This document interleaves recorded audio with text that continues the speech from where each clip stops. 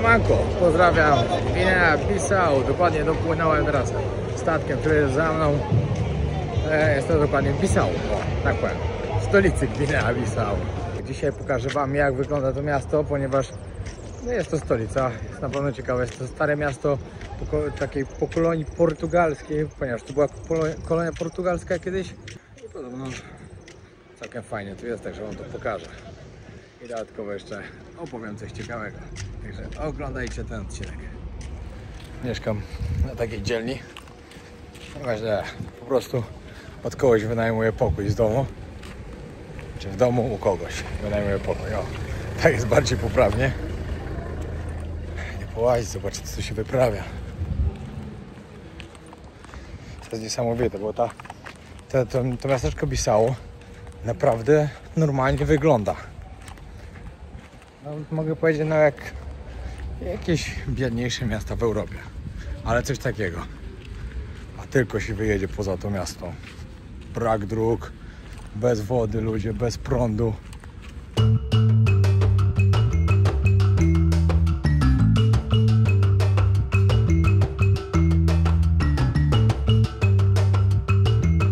Co robić, jak jesteście zmęczeni, nic wam się nie chce i najchętniej byście przeleżeli całe niedzielne popołudnie w łóżku i oglądali YouTube?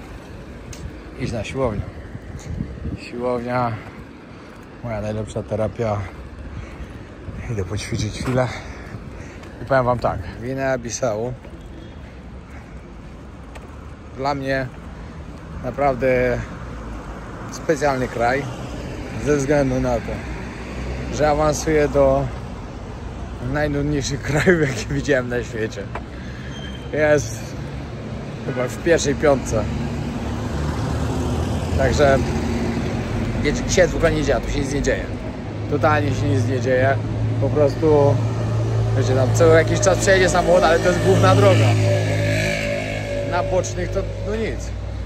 I po prostu coś tu pokażę wam, że tak jak mówiłem, że pokażę miasto. Idę poćwiczyć, no i później nie idą. Na pewno druga połowa to już będzie z Dakaru, z Senegalu. No bo nie ma co po prostu męczyć nie pokazywaniem niczego ciekawego. W ogóle główna droga idzie elegancka, ładny dwupas, a każda boczna już wygląda tak. Serio, no. Poza miastem to w ogóle już dróg nie ma. Ciekawe. Czytałem o tym, że ten kraj naprawdę po tym, jak uzyskał niepodległość, miał się niesamowicie rozwinąć, a się okazało, że jest jednym z najbiedniejszych na świecie w ogóle. Jest tu totalna tragedia pod wieloma względami. Jakieś niektóre budynki nawet ładne tu są, trzeba przyznać. Coś tam zostało po tych Portugalczykach. Są budynki, które nie pasują w ogóle do tej całej reszty tutaj. Dobra, teraz wchodzę typowo w uliczki, które typowo wyglądają, jakbyśmy byli w Europie.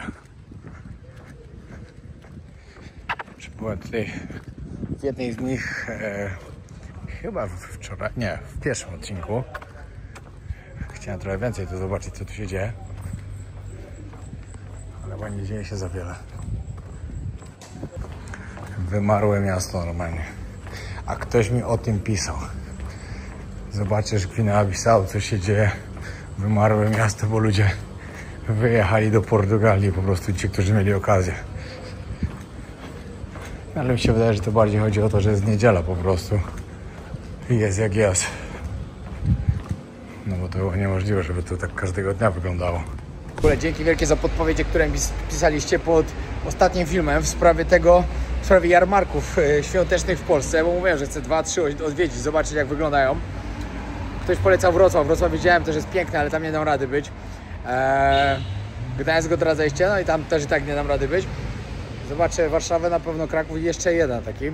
Także dzięki wielkie. Ktoś mi powiedział, że zaglądał do Księżula, że on odwiedzał te różne także też sobie sprawdzę.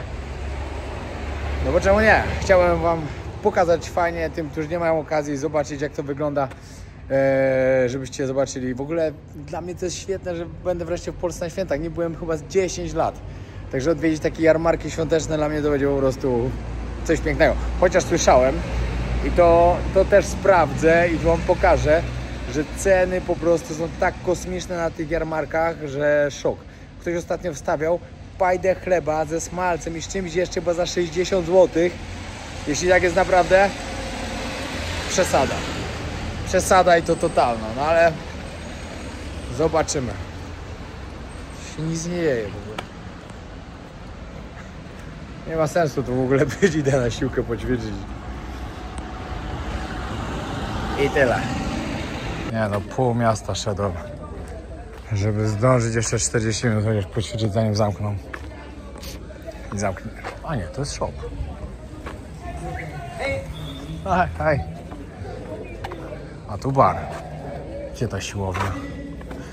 A nie, to siłownia chyba. Dobra, udało się. W miarę fajna siłownia. 40 minut do zamknięcia, także dam radę fajny trening sobie zrobić.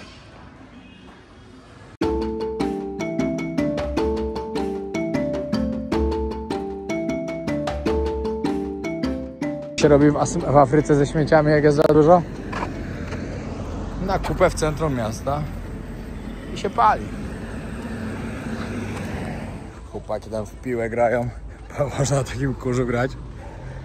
No, ciężko. Zestaw kinowy kupiony na wieczór. Niestety nie było coli zero. Normalnie piję kolę zero, żeby bez cukru, bo sobie obiecałem, że w tym miesiącu cukru nie spożywam, jedynie do słodzenia kawy, bo kocham kawę, ale lekko musi być smak przełamany. Gorzkie nie lubię, po prostu. Ale jak nie było wyjścia, to wziąłem taką, no cóż. Raz jak wypiję, to się nic nie stanie, no nie? A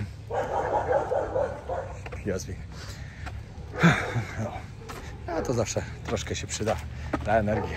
Najgorsze jest to, że muszę o 4:00 wstać. Jak sobie o tym myślę, to aż już mi się nie chce. Trening zrobiony. Teraz trzeba uzupełnić suple. Oczywiście suplementy z serii Wojownika. Polecam wam serdecznie. Ja muszę sobie elektrolity teraz zjeść, witaminy. Się nie mogę otworzyć. Fajnie są, bo macie popakowane każde w osobnej saszetce. Napisane, co to jest. Także nie musicie ze sobą wozić wszystkich toreb, tylko na tyle dni, ile gdzieś jedziecie na przykład, albo rzucacie do kosmetyczki, albo byle gdzie, wiecie, co jest co. Także jest to po prostu idealnie zrobione po prostu. W razie czegoś musicie całe brać. Takie coś pakujecie między ciuchy, albo gdzieś to nie zajmuje w ogóle miejsca. Powiem wam, że jest to bardzo dobrze rozwiązane. Dodatkowo elektrolity, nawodnienie organizmu niesamowicie ważne do dobrego życia. Dobry sen, obowiązek. Witaminy, odporność jest bardzo ważna, a trochę energii każdemu się przyda. Dodatkowo jest oczywiście białko Wojownika dla osób, które ćwiczą. Polecam serdecznie. A ja zaczynam mój wieczór kinowy w tej melince. Także moi drodzy, pamiętajcie, nawet taki zestaw dla kogoś, kto ćwiczy, dla kogoś, kto żyje aktywnie, dla normalnej osoby, dla wsparcia. To są po prostu dla każdego. Ja chciałem zrobić nietypowo coś dla sportowców, nietypowo dla podróżników, ale dla każdej osoby, żeby każda osoba mogła się suplementować, bo suplementacja w życiu jest bardzo, ale to bardzo ważna. A dodatkowo, jeśli ktoś chce jeszcze inne produkty kupić z SFD, na hasło Wojownik10 macie zniżkę 10%, także też serdecznie polecam skorzystać z mojego kodu, bo zawsze to jakieś zaoszczędzone pieniądze. Na te suplementy oczywiście też zniżka jest, także można użyć też kodu. 4:45, pobudka. A, czekajcie, to są przyloty, a gdzie są odloty? Gdzie tu jedzie? No, 5:00 jestem na lotnisku już, znaczy 5:00 wyjeżdżałem, 5:15 są na lotnisku, ale są przyloty, a ja nie wiem, gdzie są odloty. Czy to samo? Miejmy nadzieję, bo za godzinę już mam lot. Nie mam czasu jeździć w inne miejsca. No, i zaczynamy teraz nową przygodę. Idziemy już ze samolotu na lotnisku. Odprawa celna. Pani chciała w łapę, żeby coś dostać.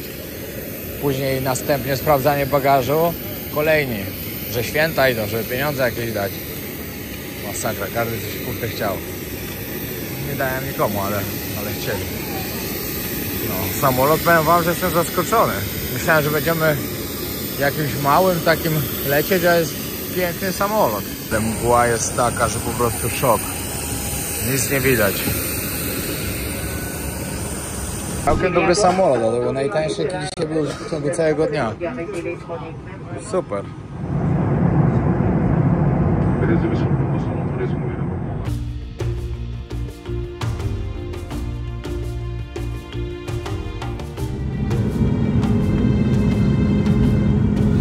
No i witam serdecznie w Dakarze, czyli w stolicy Senegalu. Senegal była to kolonia francuska, mówi się tutaj po francusku i podobno po angielsku będę miał bardzo duże problemy, żeby się z kimkolwiek dogadać, ale to zobaczymy. Dakar, czyli stolica, podobno wygląda jak mały Paryż, także jestem bardzo ciekawy tego, co tu zobaczę. Wyczytałem teraz jedną fajną ciekawostkę.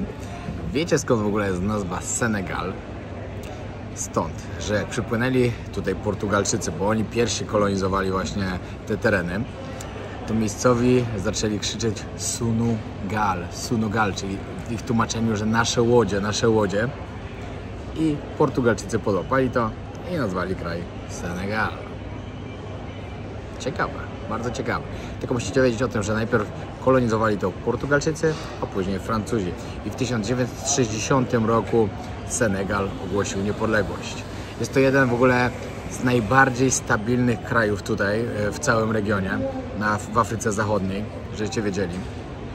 No, w ogóle każdy mi to mówił. Każdy, kto podróżował po Afryce Zachodniej, mówił, że Dakarem będę zachwycony. I w ogóle z Senegalem, bo jest niesamowity. I dodatkowo jeszcze odkryli tutaj złoża ropy.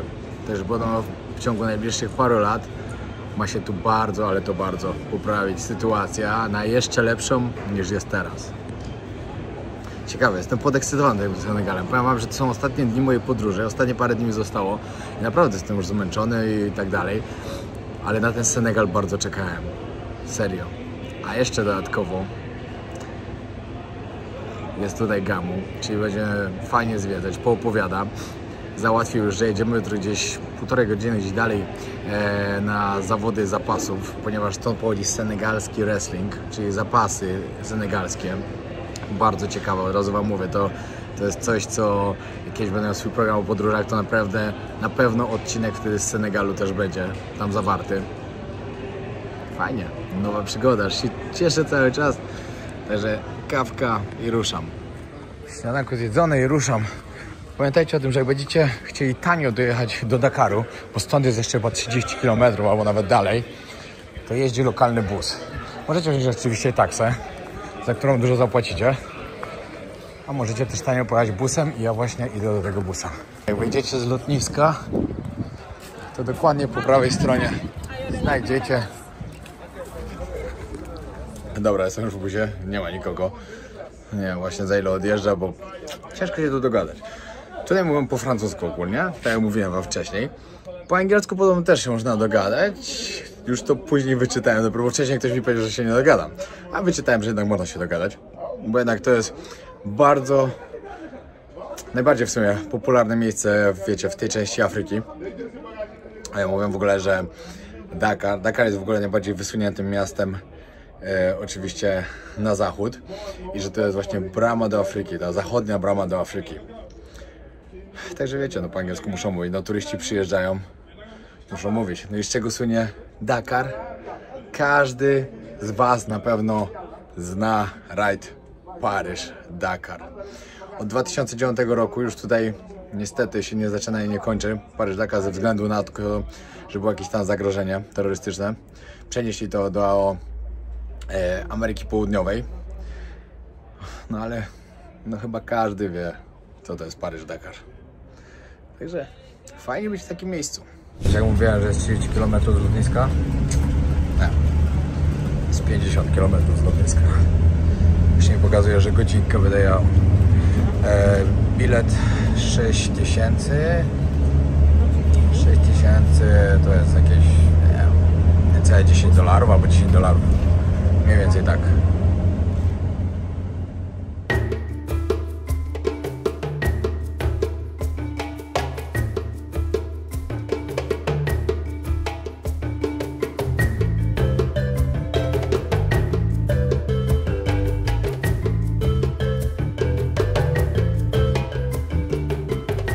Cyk, walizka ucieka. Dojechałem właśnie na dworzec. I co? Trzeba taksówkę złapać. Jeszcze 100, mam 20 minut do swojego hotelu.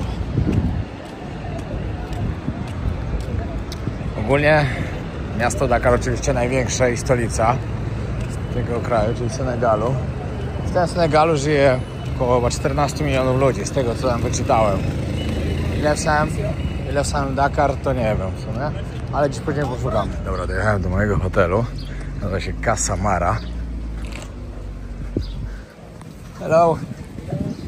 Całkiem spoko wygląda. O, basenik. Nie ma źle. Taki mam pokoik. Telewizor. Łazienka, prysznic. Jest okej. O, a coś balło? Na śniadanie, bo okropnie głodny jestem. Dobra, wymienili mi jednak na inny pokój. Twierdzą, że lepszy. Nie wiem, czy lepszy. Tak samo chyba. W ogóle to wam jeszcze nie pokazywałem. To jest taka miejscówka, gdzie się śniadanie. Na dachu jest jeszcze restauracja. Fajne miejsce. Ruszam właśnie na zwiedzanie. Świetny jest ten hotel, naprawdę. Powiem wam, że po tym jak tutaj przejechałem kawałek miasta, to tak obrzeża miasta to bardziej takie raczej kraje arabskie mi przypominało. Jeszcze kierowca robił w ogóle klimat, bo puścił sobie modlitwę w ogóle. Ale jak już wyjechaliśmy bardziej do centrum i zaraz jeszcze w ogóle pojadę, każę wam jeszcze lepszą okolicę. Pytałem się właśnie gościa w hotelu, gdzie mam jechać, żeby zobaczyć, to mi powiedział dokładnie. I tam, jak tam będzie, tak jak na zdjęciach, a pewnie będzie, bo to były zdjęcia z Google, a to będzie mocno, naprawdę. Ale najpierw barber. Już wiem, co mi przypominało właśnie te obrzeża. Podobnie było jak w Bagdadzie. Dokładnie tak. Tutaj 95% to jest islam, żebyście wiedzieli. Senegal jest muzułmańskim krajem. Czy jest radykalnym? Nie wiem. Dowiem się później od Gamu, jak trochę opowie. Ale z tego co widać, to chyba nie za bardzo. Jednak jesteśmy w Afryce. Także wiecie, to nie Bliski Wschód. Siłka duża. I w ogóle wszędzie dookoła już, znaczy nie dookoła, tylko wszędzie jest duży brzeg. Ja, ale bardzo dużo. Wszędzie jest plaża albo ładne klify. Nie no, ładnie tu jest tego nawalone.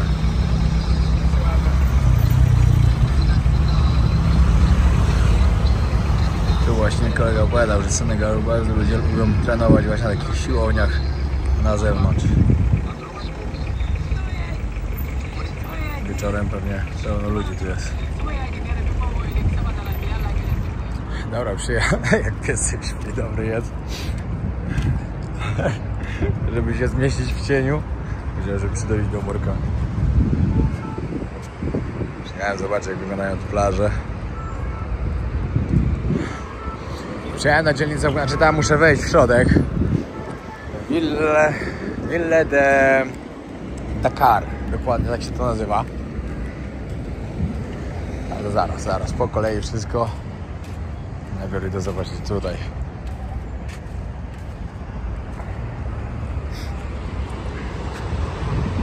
Tam możecie zobaczyć flagę Senegalu. Jak wygląda.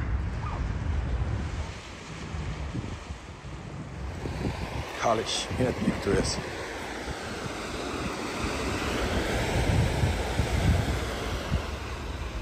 Ale powiem wam tak, jak jechałem przez miasto i tak było czysto, widziałem jak sprzątali w wielu miejscach, także to, że gdzieś tam sobie śmieci są, no to nie jest jeszcze duży problem, bo nie ma ich wszędzie, tak jak w niektórych krajach w Afryce.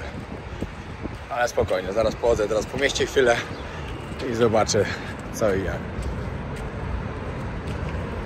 Tak jechałem teraz, to w niektórych miejscach bardzo przypominało jakieś europejskie miasta takie. ale ludzie twierdzą, że tu wygląda, znaczy to wam pokażę pewnie w innym odcinku, jak już będę z Gamu, bo później się z nim spotykam, ale to już będzie raczej w kolejnym. Ludzie mówią, że przypomina mały Paryż. Czy tak przypomina? To z tego, co na razie widzę, to nie, ale może gdzieś tam dalej tak. Ale i tak jest spoko. Fajnie w ogóle z takiego Bissau przylecieć tutaj. Klasa. Powiedzcie mi, że to nie wygląda, jak był gdzieś na Bliskim Wschodzie. To bardzo tak wygląda. No nie mówię o ludziach, no bo wiadomo, no. Wiadomo, że nie. Ale całe takie otoczenie strasznie mi przypomina. Co do ludzi tutaj jeszcze. O, patrzcie, jaki autobus. To podobno bardzo dużo ludzi właśnie z Bissau tutaj wyjechało do Dakaru szukać pracy i tak dalej.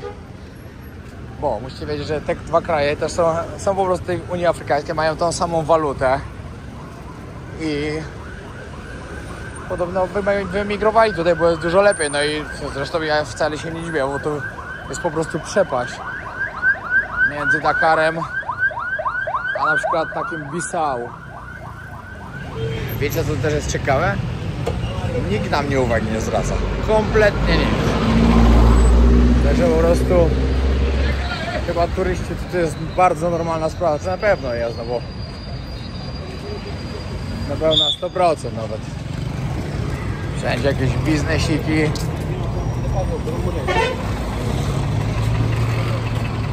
O, budowę to muszę kupić.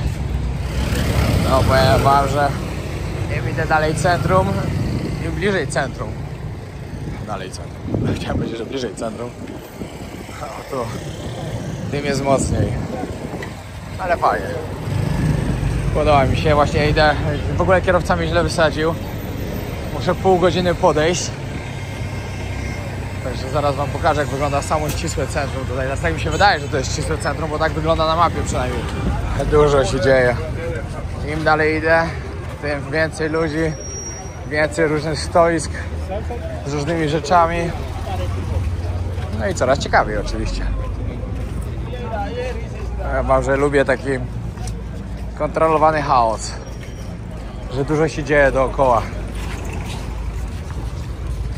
O, patrzcie, jak pani chodzi i sprzedaje przyprawy.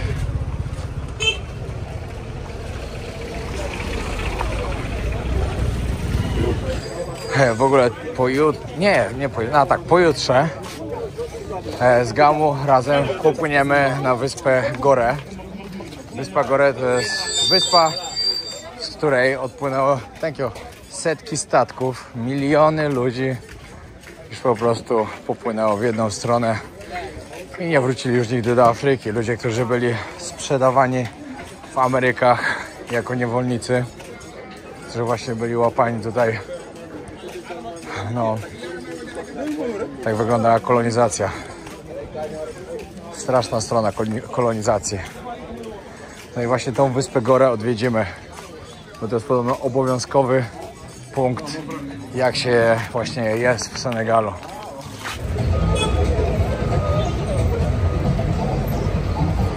No, tutaj na bogato. No chyba wchodzę właśnie w tą europejską część. A przynajmniej tą, która wygląda jak europejska. O, tak raczej powinienem powiedzieć.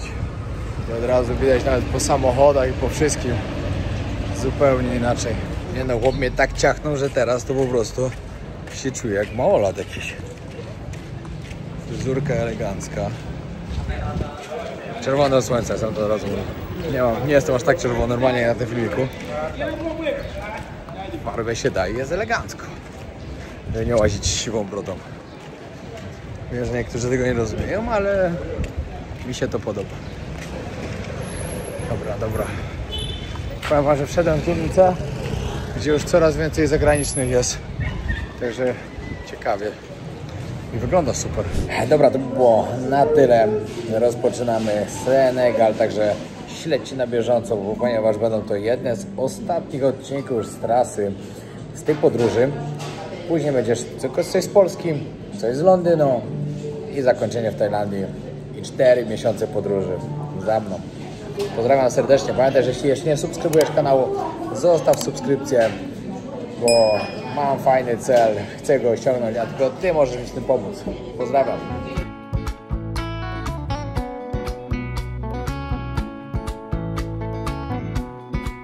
عانينا كتير من هذا الفساد عذابنا يزيد من الاستغلال عانينا كتير من هذا الفساد عذابنا يزيد من الاستغلال لازم ثورات في أفريقيا اليوم